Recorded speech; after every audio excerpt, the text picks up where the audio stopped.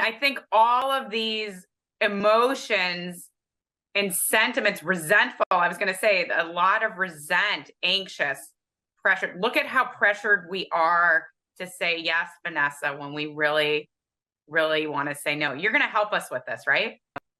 I'm going to try for sure. And this is the kind of stuff that comes out in the data as well. No is a tough word. And these feelings are real and legitimate. Why do we say yes when we really want to say no? Why is it so hard for us? Why is it so hard for me? It is a function of being a human being. All human beings are born to be social creatures. And to be social, we need to kind of collaborate and cooperate with other people. And so we are socialized to always try and give our best to others. And very often saying no, it goes against that social expectation. So, in the literature, we call it a social norm violation, which essentially means that, there are norms. The norm is you have to say yes to anybody who asks you. And saying no is a violation of that norm. And so in my book, I call saying no a harmony buster, because a lot of people, all of the word cloud words are really the opposite of feeling harmonious and calm and happy, right? All of them. It's about anxiety, frustration, guilt, resentment, pressure. And these are real, and they come across every single time that we need to say no to something. Do women end up saying yes when they want to say no more often? Is it harder for women to say no? So the research shows that women definitely have a harder time saying no. It is definitely a gendered issue. We are more likely to say yes to workplace requests. We are more likely to say yes even if we want to say no. So I've got data in a survey that I conducted with more than 2,000 people, and I reported that in the book. And you see a clear gender difference. It's not that men don't have trouble with saying no. A lot of men do, but it is because women are socialized to be the nurturer, the giver, the good person, the communal, the person who's communally oriented. And these are all the reasons why we struggle with saying no, and often say yes when we want to say no. Many people think that I'm the queen of no, and I just go around saying no a lot. That's not true. I do a lot, but it's aligned with who I am and how I want to show up in the world. So you have to say no to the things that don't matter so that you can say yes to the things that do. And I think that that's the key trade-off that we have to negotiate every time an ask comes our way. On one hand, we have to evaluate what is the cost of saying yes to us. And the cost can be in terms of energy, time. It can even be costly because you just don't like to do it, right? So that's cost on one axis. And on the other axis, the benefit that you bring to the world if you do say yes. So the benefit to others. So it's about weighing the costs with the benefits. And once we actually think about weighing the cost with the benefits, it turns out that, we are definitely not going to be saying no to everybody, but instead saying yes when we can make a positive difference with what we take on. Yes, when it showcases our unique talent. So there are some things, for example, that are simple for us to do, but are hugely important for others. I call these the pass the salt asks, where the cost to us is relatively low because it's easy, it's quick, or we have really mastered those tasks. And the benefit that we can confer on others by saying yes to these tasks is immense. So I call them pass the salt asks because you can imagine yourself sitting at a dining table and someone saying, "Hey, Lisa, can you pass the salt?" And you just lift up the salt shaker and pass it along. It's not a big deal for you, but presumably you're making a big difference to the other person's meal. Now, these pass the salt asks are things that come naturally to us that we're good at. So when someone asks us something like, for example, as a professor, someone asked me to write a recommendation letter. For me, a recommendation letter request is a pass the salt ask to which I my most often say yes. And the reason I say yes is because I have a system down about how I write recommendation letters. It's relatively easy for me. But I also know that it makes a huge difference to my students. They get into the job that they want, the college that they want. And so this is my way of doing good in the world, right? Helping someone out, and something that I can uniquely do in my position, right? So we need to say yes to pass the salt asks, the worst kind of asks, or what I call bake your famous lasagna asks. These are what I call careless asks. These are someone just throwing an ask out there without really considering the effort and time that you would probably have to invest in order to do those things. So, for example, a bake your famous lasagna ask is something that you would take on even though you didn't want to. And it made no positive difference. So the story I tell in the book is, let's imagine you have a friend who is throwing a party and says, hey, why everyone bring something, and then looks at you and says, you have a signature lasagna dish that you make, why don't you bring that? And of course, the idea of you spending, perhaps a day making your signature dish, which is then going to be on a table with everybody else's store-bought cookies and party trays, doesn't make sense. And so I would say no to the bake your famous lasagnas because it doesn't create unique value. And the reason we have to say no to bake your famous lasagnas is because we really have to reserve our energy, our time, our motivation to what I call hero's journey asks. So hero's journey asks are those asks that are maybe difficult to do for you, but they create a positive difference in the world. And so learning, and this is a hugely important skill that I talk about in the book, which is learning how to decipher the ask, learning how to spot an ask and categorize it. Is it a bake your famous lasagna ask? Is it a hero's journey ask? Is it a pass the salt ask? These asks, deciding to spot the ask kind of helps inform whether you say yes or no. So one of the things I always advise is, hey, always buy time. Have handy statements at the tip of your tongue which says, you know what, that sounds really interesting. Let me get back to you with my availability. Or let me email you after I've had the time to look at my calendar, or something that says, I need the time to determine that this is worth saying yes to. So empowered refusal is a way of saying no. And it's a kind of a different way of saying no than we are used to, because it's a way of saying no that grounds our refusal in our identity. It grounds the refusal in who we are. When we say no based on who we are, our identity, what we believe in, our values, our priorities, our preferences, and our beliefs, we are more likely to get compliance from others. If you think about it, most of us, natural default is to reach out to the nearest excuse that we can find. So most often when someone asks us to do something, we lean on an excuse.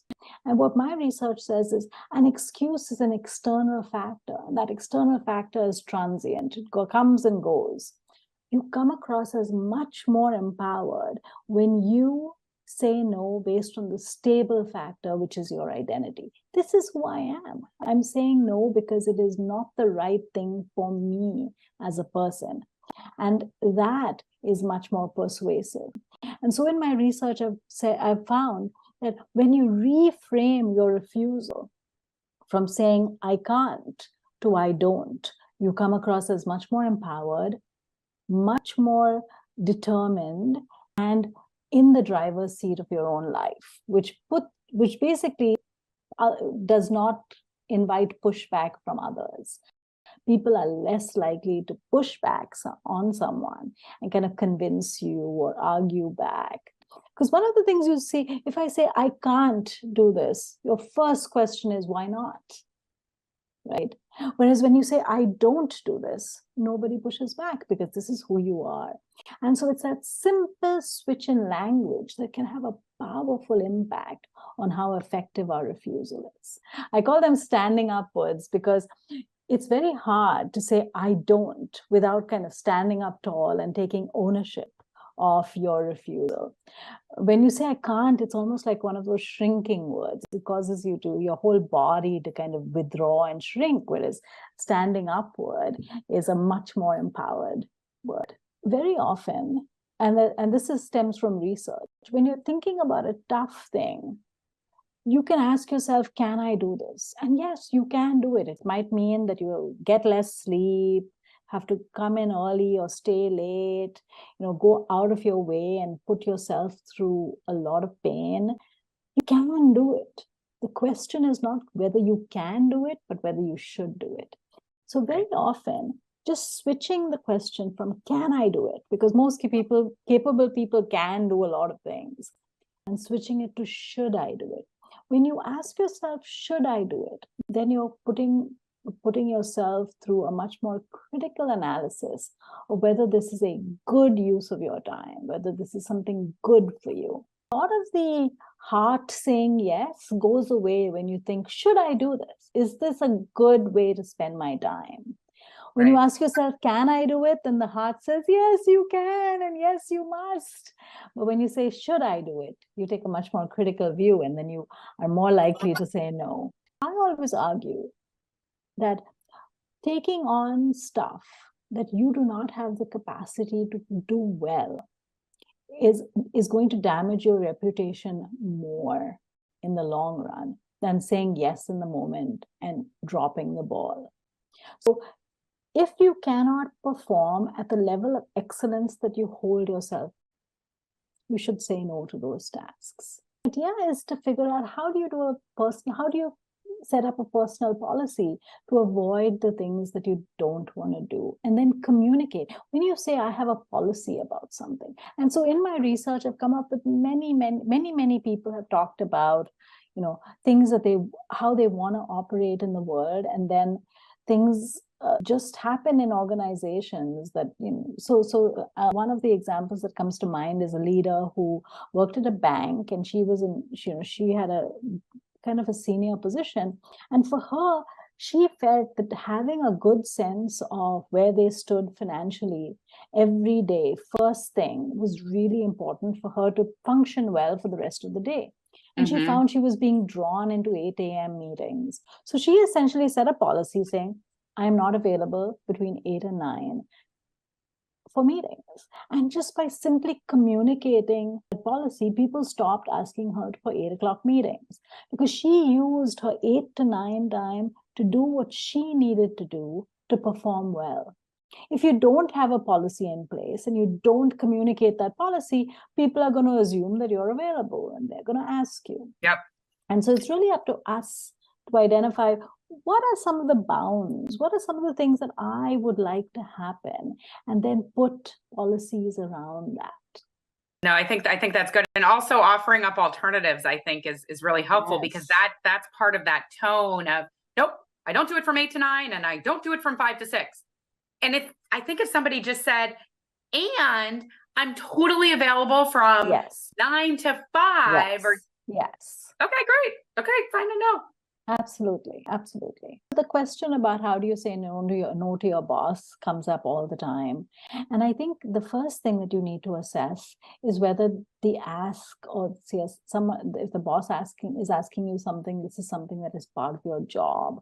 Because very often in organizations, there are activities that we call non-promotable work. Non-promotable work is stuff that no one gets paid to do. It usually falls to the woman. Yes. And so it's the office housework, and it never gets discussed in any annual performance review.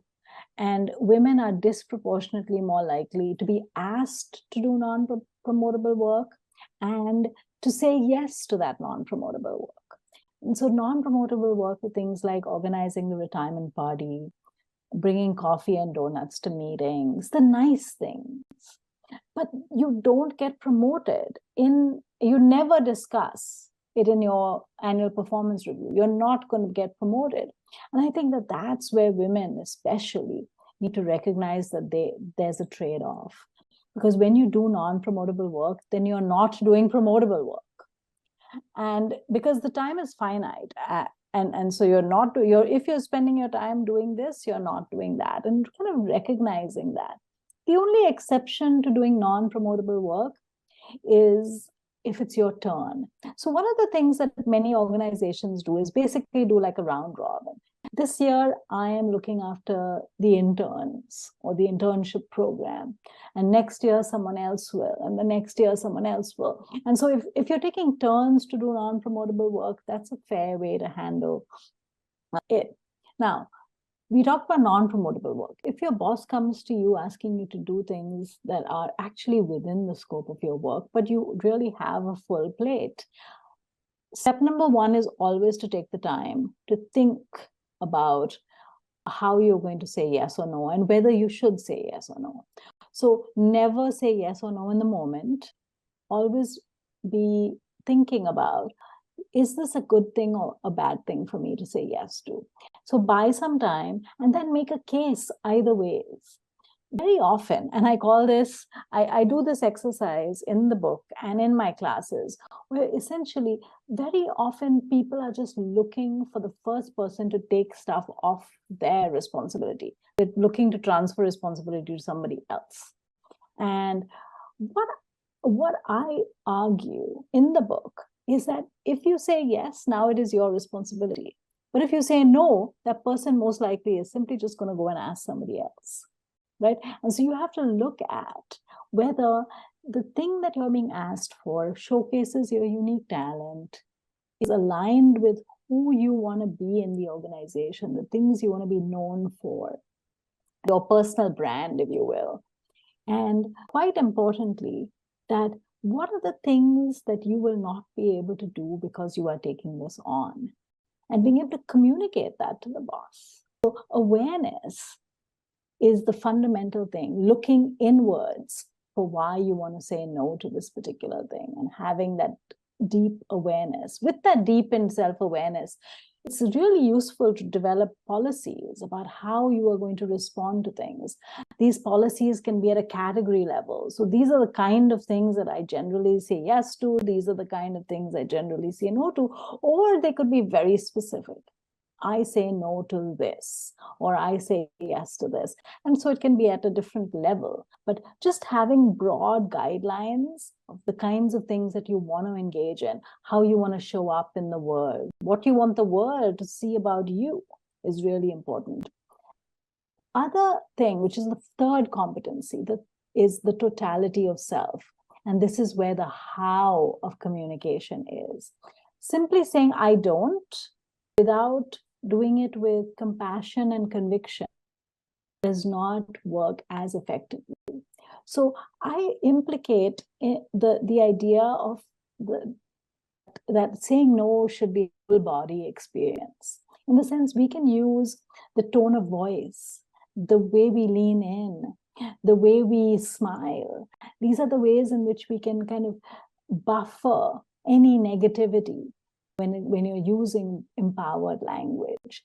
So I talk about, two key ways in which we can buffer the harshness of a refusal. And one is by using body language to secure that relationship. So, you can lean in, you can smile, you can tap someone on the shoulder. But you also have to know that even though you're doing that thing, you're not wavering from your stance. And so that takes practice. So on one hand, you want to use body language that doesn't allow you to leak power. Because the worst thing is saying no, but your whole body saying, I can be convinced otherwise. Right. And sometimes you see the body language coming in the way of you communicating. So the idea is to be able to use your body and language. By the way, I want to be crystal clear. We're talking about like asks, not like sexual assault and harassment. Yes. We're talking about everyday asks right. that people would ask you in the course of a normal day. Right. So your body language needs to be in concert with your. Right. So, all of us are going to sometimes do the things that we don't want to do. I think all of us will go through that. It's never going to be a situation where you're never going to do anything that you never want to do. So I think that accepting that, but if you see that there's a pattern of behavior, you realize that you keep falling into the same pattern of behavior. So for example, something simple like, it's nice to drop people to the airport, for example. But in Houston, when you're driving, you probably spend 3 hours getting to the airport and back. Now, I do not like dropping people to the airport at all, because it's a huge waste of time, and I am not a fan of driving. And so, so if you think about it, it might be super important, and I might do it for my mom or my dad or my sisters, but I'm not going to be like the person who drops people to airports, because that's just not something I enjoy. So once in a while, if you choose to do it, you should do it, and do it without the resentment. But if you find yourself falling in the same trap again and again, that is when you need to develop a personal policy. So very often personal policies stem from a pain point. So if you identify a pain point and say, this is something that bugs me, this is something I really want to stop, how can I develop a policy that allows me to communicate that policy from my identity? So, I don't drop people to airports. That's it. I believe that no is a super skill that we should all learn, because it is something that allows us to bring our best selves to the world. It also, I believe, has a spillover effect on other things. When we learn to say no more effectively, we become more confident. We are able to negotiate better, to advocate for ourselves and for others and for causes we care about. So when we start investing in this skill of saying no, we can see ourselves transforming to a better self in the future. So reframing it as from being, it's a bad thing to say no. I think what I'm seeing from Gina is like, oh my God, I really don't like saying no because it sounds like a bad thing. It's not a bad thing to say no if it's not good for you. So I think it's kind of a mental reframe. As soon as you mentally reframe it, you feel less guilty, right? Because it's about, do you value yourself more than you value other people, or vice versa? If you value other people more than you, you're going to end up feeling guilty and burned out.